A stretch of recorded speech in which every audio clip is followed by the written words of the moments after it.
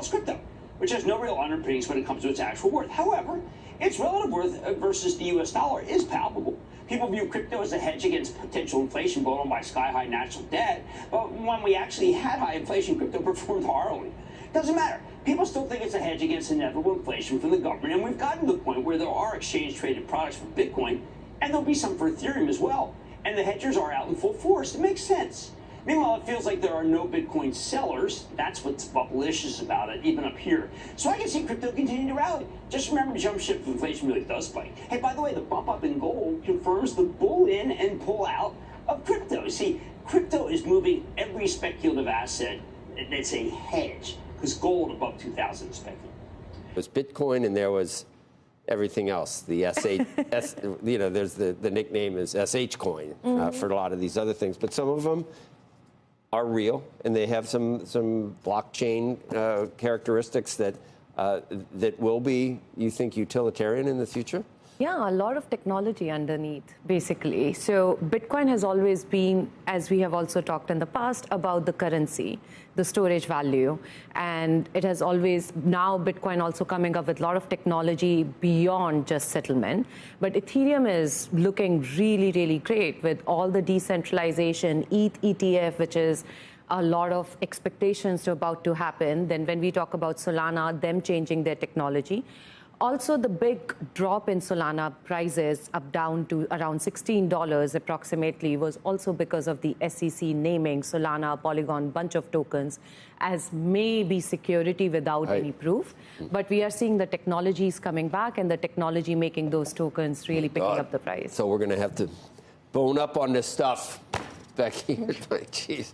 Because it looks like it's here to stay. And I know people are waiting for Ethereum and Ether for the ETF. They think that's just a matter of time at this point. It does look like it's a matter of time, but it also depends upon how SEC takes it. Like in the past, even for Bitcoin ETF, they took all their great time. And like even when the commissioner announced, the SEC commissioner announced that the Bitcoin ETF is here, it was pretty much forced by the court because there was no reasoning not to do it. I think with Ethereum, it's either going to be super easy or it's going to be a little bit more difficult because the commissioners have always have very, very contrarian views about whether it's a security or it's a utility. One commissioner saying it's a utility, like Commissioner Hillman in the past, but currently they have not taken a really great stand about it. Said that the expectations in the prices and the numbers have already baked in. If you look at the jump from in last 2 months, you can see that ETH, ETF expectations and a lot of technology products which has been launched. The adoption of DeFi, which decentralized finance has already like $8 billion on new protocols, like multi-billion-dollar game. We are not even talking about millions actually logged there, has already, I think ETH is right now is very underappreciated. You see Ethereum the same as Bitcoin? I see the utilization of those two very different. Ethereum, I see like an infrastructure layer, like anything which long time back, a lot of Microsoft or Oracle was. Bitcoin, I see more of as a currency, though the technologies are getting there, but it's going to take time to come with respect to technology to ETH. I feel like the technology tokens, we have not seen the real rallies there. And I think end of this year, we're going to see the real rally in those technology tokens, whether it's Ethereum, whether it's Polygon, whether it's Optimism, anything which actually going to push the institutional adoption of anyone who's holding these ETFs. Whether it's Bitcoin, they need custody, they need the way of settlement, they need a way of transacting these things, even at the most basic utilization. Welcome to the Crypto Teacher. And you know I come back with that video just to make you think. Don't forget to like and subscribe to the channel. And make sure you're joining the Patrons. If you're not a part of the Patrons, make sure you're hitting the Cash App. And now we have Jim Cramer. Bitcoin really doesn't have any worth. There's no reason to even exist. And is not a good hedge against inflation. But Bitcoin holders are not selling. And we have institutions and the hedge fund guys are right now pumping Bitcoin and crypto. And like I told you guys, every first quarter we get a pullback. But then a utility bull run is right around the corner. And now we finally get someone talking about the utility run at the end of this year or the beginning of next year. But definitely, guys, we know the fourth industrial revolution, the emerging markets are going to flip that switch. Start to integrate all this technology into the legacy market. And we have the Ethereum movie is coming up soon because we know Ethereum is going to change everything that we do. And we know DeFi is definitely the new banking. Now we have Gary Gensler's SEC delays the Ethereum spot ETF. And right now we have Solana sitting in 5th place in market cap. But guys, when we do sell off, Solana is definitely going to sell off big time. And remember, the crypto teacher told you. Now we have the Bitcoin halving April 19th. And are we going to get a good pump? And guys, we know one thing we have to do is look at the Fed. And right now, the Fed is not cutting rates. And right now, we have plenty of global liquidity, but it's going to start shrinking this month. And remember, the emerging markets are going to kick off this utility bull run. And don't forget, Japan is holding up the global economy. Once they start raising rates, we know this whole global economy is going to start collapsing. They've been kicking the can down the road for the fourth industrial revolution, where the robots, algorithms, and drones take the economy over, pay each other with crypto, and the sheep go inside the metaverse. Japan's Nikkei has been hitting all-time highs, while the economy is in a recession. And guys, we're seeing that globally in a lot of countries. The people are hurting, but the stocks are moving up. But speaking of AI, we have Mark Cuban says if you don't know AI, you're going to fail. And Mark Cuban didn't leave what he's passionate about for no reason. He's moving into the drug business, and he's going to make 10 times the money because he's letting the bots take over. They don't need a break. They don't need time off. They're not going to talk back to you. They don't need insurance, and they work 24/7. And remember, the crypto teacher told you. And then, guys, on CNBC, we know they give us the truth every now and then.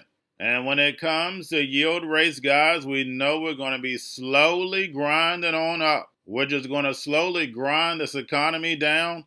Also, the global economy, because we know we're in a fragmented world. They want to destroy this whole legacy market in order to bring in this digital transformation, where the robots, algorithms, and drones take the economy over, pay each other with crypto, and the sheep go inside the metaverse, get that free money. But little do they know, that money is going to be programmable, telling them what, where, and when and how to buy, and they have 3 to 6 months to spend it, or poof, it's gone. And while they're in the metaverse, they'll be downloaded. And we know if you can be downloaded, you can be deleted. And remember, the crypto teacher told you, because he knows when it comes to the NWO, it's all planned out. You have a wonderful day. The halving of Bitcoin is reflected in the 65,000 where it is now. When does it happen exactly? In end of April and May. End of April and May. Okay, and how much of the gains are already reflected, do you think? I think there are two big factors. One is the Bitcoin halving expectation, then it will become very difficult to have more new supply of Bitcoin. And secondly, the Bitcoin ETFs are finally getting buyers. We just saw the approval, and after the approval, we saw prices going down a little bit, but now the real money is coming in because people are buying in. I do expect a little bit of liquidity or dip after the Bitcoin halving because the expectations are already built in. Down into the 40s? Yes, that is very possible. Late 40s, mid 40s. I don't see it going back into 20s anytime soon. But I do expect the end of the year to early next year, we're going to see a huge jump, not only for Bitcoin, but I see the percentage-wise return more into the technology tokens. I don't call them all tokens anymore because the technology has built up so much on all these platforms with real users and adoptions. We have tried to figure out Gary Gensler's, what's the story, really? Because he taught at MIT. He understands. Mm-hmm. Why do you think he's been so, I don't know, is it when you're in charge of the SEC, you want to first do no harm, I guess. So there's still, I guess he's worrying about fraud built around some of this stuff. Yeah, but that's like worrying about fraud. That we've made that point, and then he made the point himself about something else. He goes, "What? You're going to throw that out because it's you?" You know, that doesn't really obviously a whole lot. But my question is, there could be a different administration in by next year. Would a different SEC? I feel like that'd probably be bullish, wouldn't it? I feel like there's going to be different SEC irrespective of which administration is going to be there. Because at one side, late, but finally, we also had Biden official Twitter with red eye, which is the indication of Bitcoin recently, when the Bitcoin was 64K plus. And at the same time, President Trump has also been very, very vocal about adoption of crypto. He did his own NFTs. I think it would be very difficult for him to come to the administration and go back on those things. So I feel like it will be a very pro-crypto, not just because it is needed by all the young people. Most of the young people in school and colleges are the part of this retail customer, but also because now you have the full Wall Street, and which has like now multi-billion dollars already going to trillion in the space. So I feel like that is what's going to be a huge demand, not only from the young voters, but also from the Wall Street. Global liquidity is really one of the things that correlates well with something like Bitcoin. You've seen the stimulus package out of Japan. It's global liquidity. Okay. That drives Bitcoin. So that's one of the things I would use to hedge, you know, what's happening with government spending. How do you see this new AI era? It's a beast. There's only two types of companies in this world, Morgan, those who are great at AI and everybody else. If you don't know AI, you are going to fail. Period. End of story. Whether you are an employee, you're going to have to understand it, how it impacts your job or how you can use it to be better at your job. Same if you're a student, the same thing. And if you're a CEO, you can't just say, okay, I'm going to get my tech guys to understand it and educate me on it. You have to understand it because it will have significant impact on every single thing that you do. There's no avoiding it. Yeah, and of course, we're seeing that from a policy debate standpoint, too. If you were in charge of regulating it, what would be the first thing you'd do? You can't regulate it.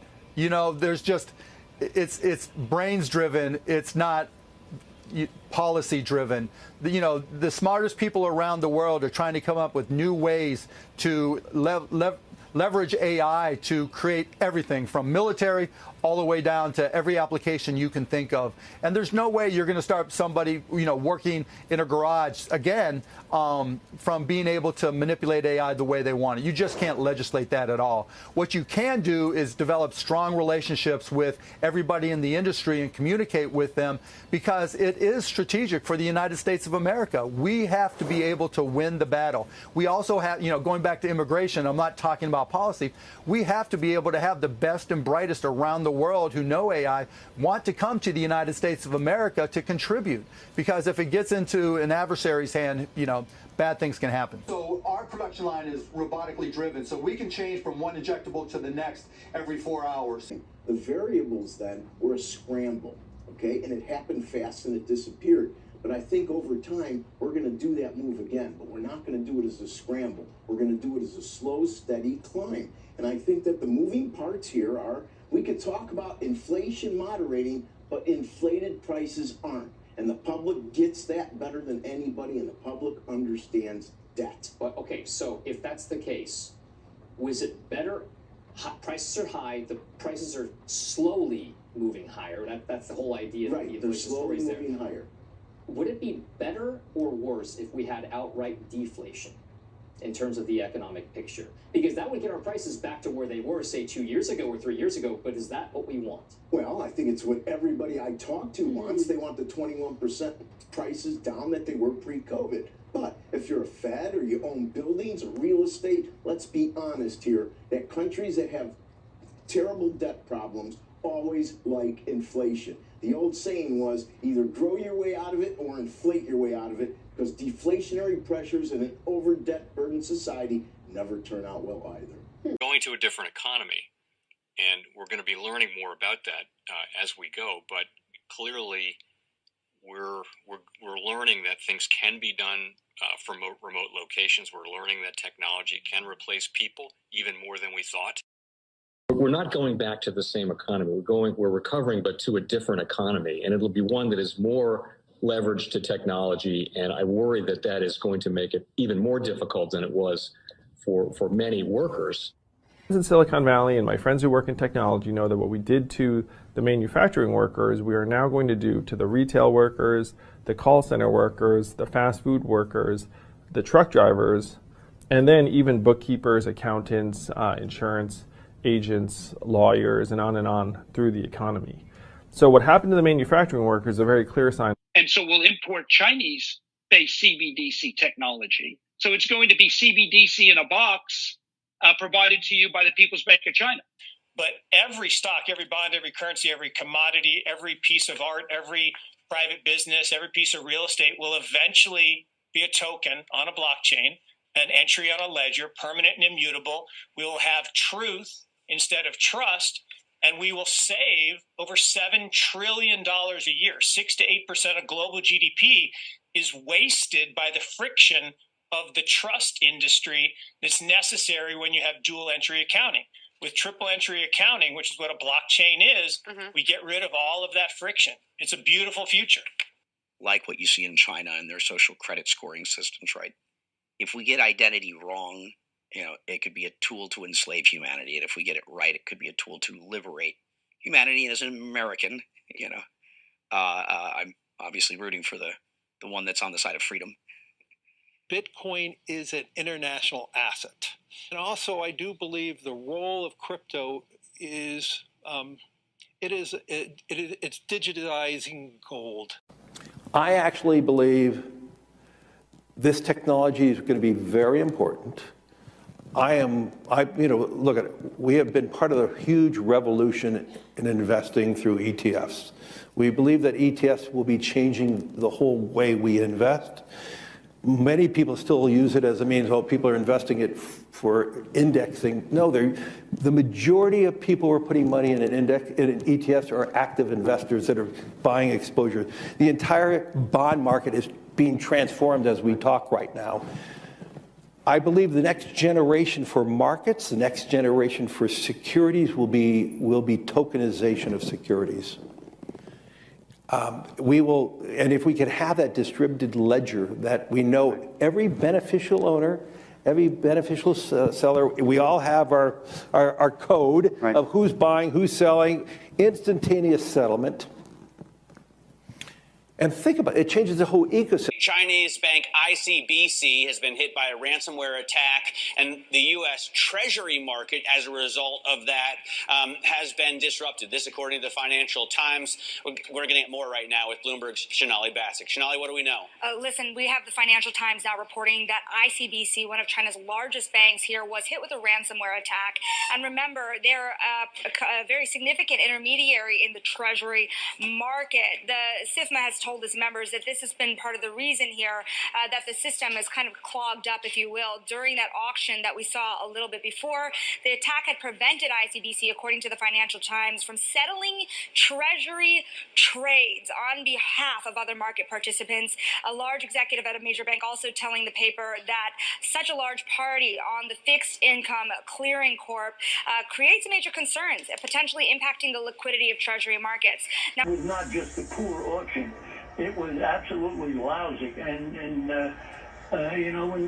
when the dealers have to step in to save a Treasury auction, that's a rare occurrence. And Cryptoteacher and the new World Order book, plus the 3 Kids books. It's time to re-educate. Also, new to cryptos, Coinbase, Bitrue, Binance. Do not forget book links and crypto links are in the description. The stock channel, guys. Don't forget to go like, subscribe, spread everywhere. You have your Kobo, your chip stocks, your banking, your gaming. While everybody's sitting at home, get home stocks, the Seaver, the biotech stocks.